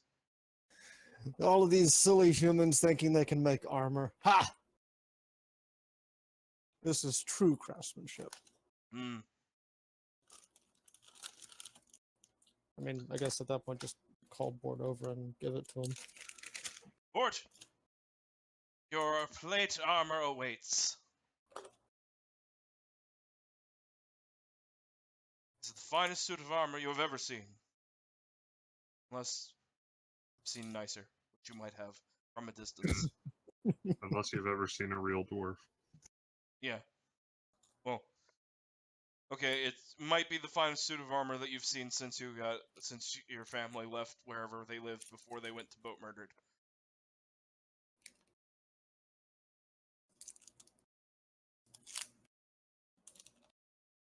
You're muted still, if you're talking.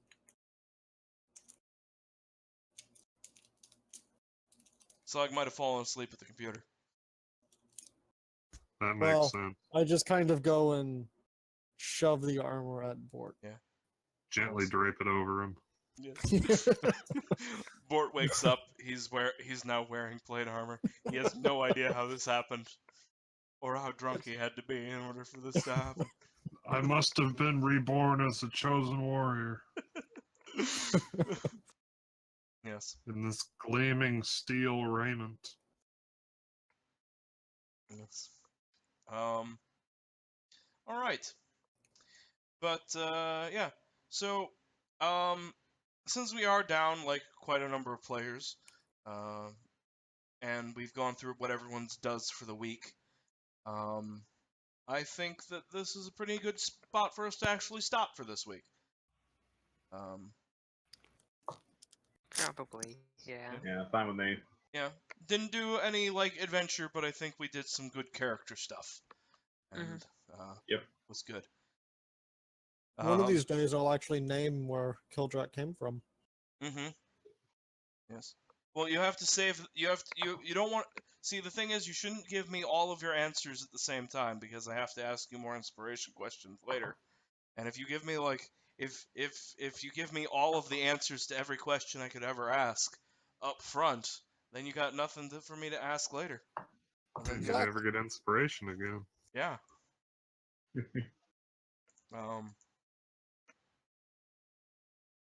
Yep. But so yeah. Done for this week. There will be no Fever Swamp next week. Because I'm not even going to say I'm gonna try. I just know that I'm not gonna have internet. So Alright. nothing next Alrighty. week. Week after that we'll be back, of course. Actually, I think that'll be perfect because next week is my finals.